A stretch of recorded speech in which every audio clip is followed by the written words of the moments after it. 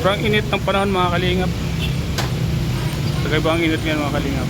Masakit sa balat.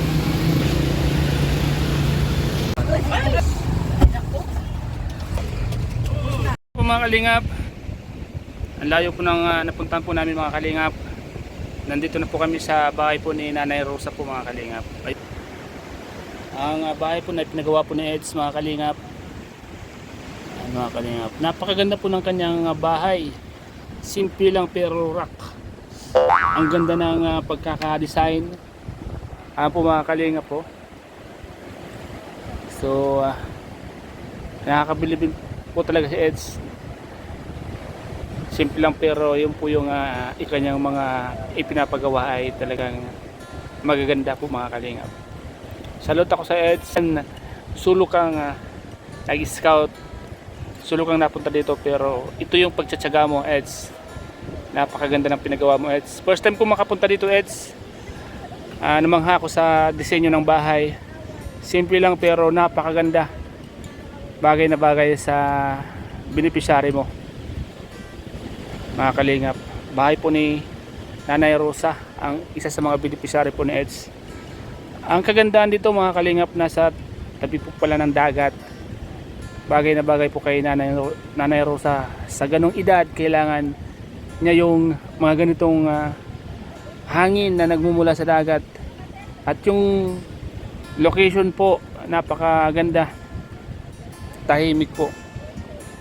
Kaya salamat sa mga nagmamahal po sa Team Kalingap, sa lahat ng mga sponsor po.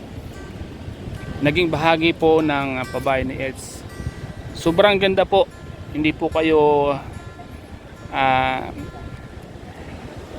kumbaga yung tulong nyo po ay talagang napunta sa magandang kamay at magandang pabahay po ni Eds. Kaya po mga kalingap, sana patuloy po nating suportahan ang mga charity works po ni Eds at iba pang mga kalingaps. Siyempre po yung mga kasama niya po, siyempre kami po yun, at iba pang mga kalinga partners. Supportan din po natin mga kalingap para mas lalo pong mapalago, mapalaki ang mga katulad po nitong natutulungan mga kalingap. Tulad po si Nanay Rosa. First time ko pong makarating dito sa lugar ni Nanay Rosa. Napakalayo pero sulit naman po yung pagpunta dito mga kalingap. Maganda siya mga kalingap at nakalanghap kami ng preskong angin nagmumula sa dagat mga kalingap. Kaya salamat po sa lahat ng mga viewers na patuloy pong sumusuporta po sa amin sa lahat po ng mga ginagawa po namin. Yan po mga kalingap. Abangan nyo po mga kalingap ang kabuang vlog at makikita nyo po si Nanay Rosa sa YouTube channel po ni Kuya Val Santos Matubang po mga kalingap. At meron naman po kayong abangan na talagang makakatanggal ng mga pagod nyo po. Lalo po yung mga kababayan po nating OFW na nasa ibang bansa mga kalingap. So ayan po mga kalingap, grabe po, sobrang ganda po talaga mga kalingap. At presko yung lugar. May mga puno ng nyog. Ayan. Sobrang tahimik ang kapaligiran mga kalingap. Bagay na bagay po sa matanda na si Nanay Rosa po mga kalingap. At ang kagandahan po dito mga kalingap, ayun, dagat po mga kalingap po. Dito ka lang sa tabi ng dagat, makakatulog ka ng kumpleto sa oras. Tulad po ng kasama namin no. Birador po tulog, Brother Jose, yan mga kalingap po. Ang sarap po. Kaya yun po, sa mga nanonood po mga kalingap, yung lahat na nanonood sa vlog na ito, ayan po yung lugar, nasa likod ko dagat, napakaganda po mga kalingap. Sana po nag-i-enjoy din po kayo abang nanonood po kayo nito para lahat tayo nag-i-enjoy mga kalingap. So yan po, may mga cottages po dito. So nga lang po, medyo malayo po talaga, kaya itong lugar na to ay sasadyain po talaga pag gusto mong pumunta dito mga kalingap. Siguro pag pupunta ka dito umaga lang talaga kasi sa gabi mukhang delikado at malayo mga kalingap. So sana ay marami pa pong matulungan dito katulad po ni Nanay Rosa mga kalingap. Malalawak yung agwat ng mga bahay. Dito ka Nanay Rosa, tapos isa pagdating doon wala na. Tapos doon naman sa dulo, may isa doon. Pagtapos wala na, ito sa din doon. Malalayo ang agwat ng mga bahay dito mga kalingap. Kaya sa gabi siguro medyo kakabang ka dito pag baguhan ka mga kalingap. Siguro pag kilala ka naman dito, siguro okay naman po. Yun po mga kalingap, sana ay suportahan natin lahat ng mga ginagawa po. Lalong lalo po ni Kuya Val, Ate Edna, at siyempre po si Kalingap Edu na nagpagawa po ng bahay ni Nanay Rosa po. Siyempre mga kalingap, lahat ng love team, supporters, supportan po natin. Andyan sila Papa Joms, sila Carla, Fiancé, Eds. At siyempre po yung ibang mga love team, Mick Chris, Krista. Lahat po ng mga sumusuporta po sa lahat ng love team. Yan, suportahan natin mga kalingap. So ayan mga kalingap.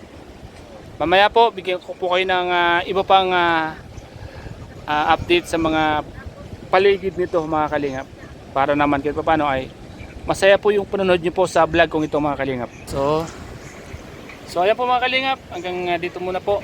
Mamaya ulit papakita ko po sa inyo yung iba pang mga magagandang pwede natin kunan ng video dito mga kalingap.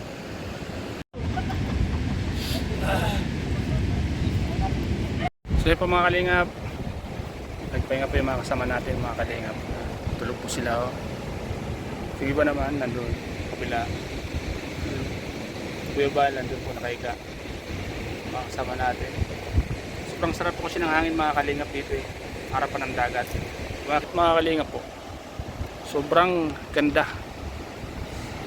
Yung hangin na nagmumula sa dagat ay masarap lang hapin. Masarap pong langapin yung may kasamang asin. Mayroong nangingisda doon mga kalingap po. Namiminwit siya mga kalingap. Kaya mga kasama natin mga kalingap, sobrang sarap ng tulog. Ipapakita ko po sa inyo mga kalingap. Ayan sila oh. Yun oh. Pero sa kasyosi. Ay, nabuhat na si Kuya Bal. So ayan po mga kalingap, pag nasa tabing dagat ka po, talagang nakaka-relax po dito mga kalingap. Sobrang sarap ng hangin. Mag-enjoy ka po. Mag-enjoy ka sa panonood ng mga nagsisilakiang alon sa dagat. Walang nagsisurfing dito. Bagay dito mag-surfing po mga kalingap. Kasi yung mga parang mga bundok na yung mga alon. Ayan mga kalingap po. John's Vlogs TV, andyan o. Mga kalingap. Agul. Hindi Ragul, suportahan natin nga mga kalingap ang kanilang mga YouTube channel po. Kuya Bal, pasarap si Kuya Bal lang upo at iga doon. Mga kalingap. Ganito lang po yung lugar ng mga pinupunta, nakaka-relax po mga kalingap. Fresh of mind. Talagang mawawala ang stress mo. So yan.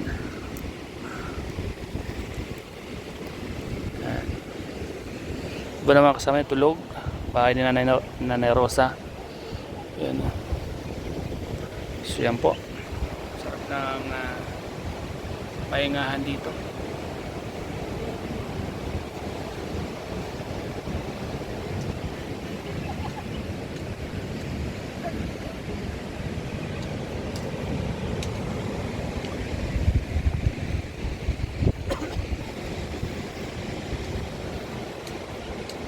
Mamaya po mga kalingap, pupuntan po natin yung nangingisda.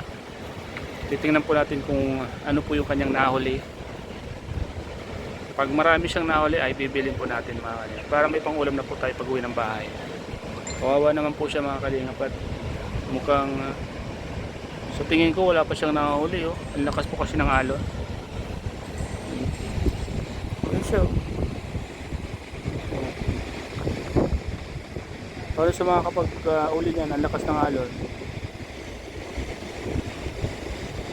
Yung isda, bulabog yung mga isda.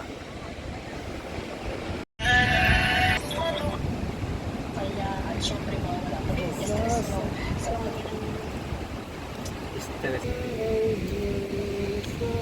Sabihin mo taga-vlog.